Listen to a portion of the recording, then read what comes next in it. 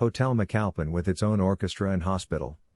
Near the end of 1912, when construction was nearly complete, at 25 stories it was the world's largest hotel.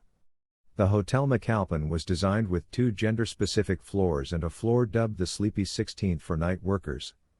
On Christmas Eve 1916, a 19-year-old was sexually assaulted and beaten by an attacker who had rented 2 rooms on either side of his suite to muffle the screams. The amenities of the Hotel McAlpin were as breathtaking as they were opulent, including a massive Turkish bath and plunge pool on the 24th floor. The hotel also had its own in-house orchestra, as well as its own fully equipped hospital. When construction of the Hotel McAlpin in New York neared completion by the end of 1912 as the largest hotel in the world, the New York Times commented that it was so tall at 25 stories that it seems isolated from other buildings. Boasting a staff of 1,500, the hotel could accommodate 2,500 guests. It was built at a cost of $13.5 million today. The hotel was designed by noted architect Frank Mills Andrews, whose design included 2 gender-specific floors. Women checking into the hotel could reserve a room on the women's-only floor, bypass the lobby and check in directly on their own floor. Another floor, dubbed the Sleepy 16th, was designed for night workers, which was kept quiet during the day. The hotel also had its own travel agency. The McAlpin underwent an expansion half a decade later.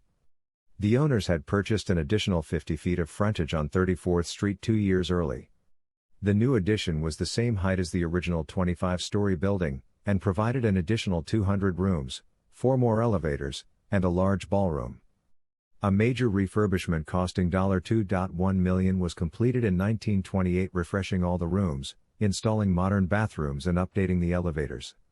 The McAlpin family sold the hotel in 1938 to Jamley Hotels, headed by Joseph Levy, president of Crawford Close, a prominent real estate investor in New York, for $5,400,000. Jamley reportedly invested an additional $1,760,000 in renovations. During the Jamley ownership, the hotel was managed by the Knott Hotel Company until 1952, when management was taken over by the Tisch Hotel Company.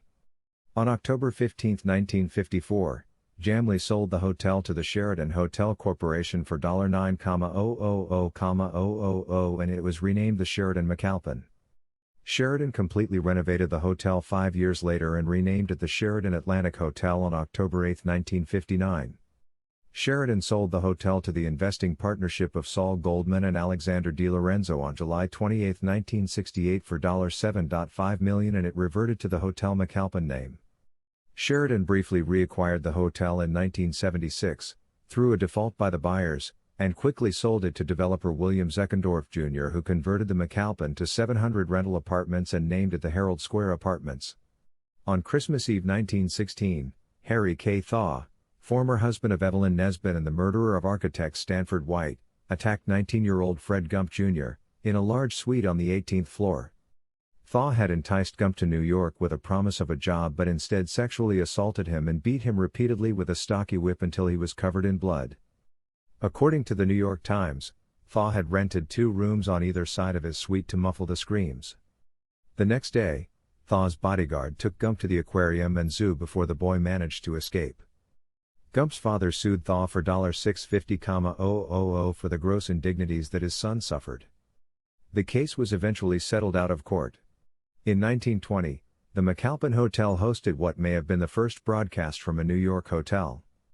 The Army Signal Corps arranged the broadcast by singer Luisa Tetrazzini from her room in the hotel.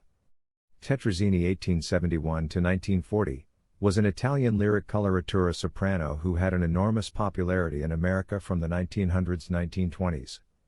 In 1922, the McAlpin became one of the first hotels to link ship-to-shore radios with their phone system. The hotel would later be the first to give the call letters of radio station WMCA in 1925. In 1947, Jackie Robinson, a resident living on the 11th floor, received the phone call from the Brooklyn Dodgers that would change America forever by becoming the first African-American player on a Major League Baseball team. The hotel's Marine Grill was considered one of the more unusual interiors in the city of New York due to an expansive grotto of exquisite polychrome terracotta designed by artist Frederick Dana Marsh. In the 1970s, The building owner had closed the restaurant and historic preservationists were concerned with the future of the artwork. Their worst fears were realized when Susan Tunick, president of the nonprofit Friends of Terracotta, saw dumpsters outside the hotel filled with fragments from the murals. Rescue efforts were eventually successful when the murals were reassembled under the oversight of the MTA Arts for Transit program, and they were reassembled piece by piece like a giant jigsaw puzzle over one summer by a group of college interns. In 2000, the restored murals were installed at the Fulton Street station, along with the ornate iron gate that had adorned the entrance to the Marine Grill. In the late 1970s, the building was converted to 700 rental apartments and in 2001 to condominiums. It now operates under the name Herald Towers. Stanley Turkel won. Stanley Turkel was designated as 2020 Historian of the Year by Historic Hotels of America, the official program of the National Trust for Historic Preservation, for which he was previously named in 2015 and 2014. Turkel is the most widely published hotel consultant in the United States. He operates his hotel consulting practice serving as an expert witness in hotel-related cases, provides asset management and hotel franchising consultation. He is certified as a Master Hotel Supplier Emeritus by the Educational Institute of the American Hotel and Lodging Association.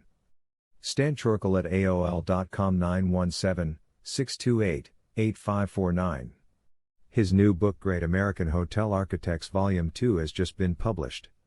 Other published hotel books: Great American Hoteliers, Pioneers of the Hotel Industry 2009 Built to Last, 100-plus-year-old hotels in New York 2011 Built to Last, 100-plus-year-old hotels east of the Mississippi 2013 Hotel Mavens, Lucius M. Boomer, George C. Bolt, Oscar of the Waldorf 2014 Great American Hoteliers Volume 2, Pioneers of the Hotel Industry 2016 Built to Last, 100-plus-year-old hotels west of the Mississippi 2017 Hotel Mavens Volume 2, Henry Morrison Flagler, Henry Bradley Plant, Carl Graham Fisher 2018 Great American Hotel Architects Volume 1 2019, Hotel Mavens, Volume 3, Bob and Larry Tisch, Ralph Hitz, Caesar Ritz, Kurt Strand.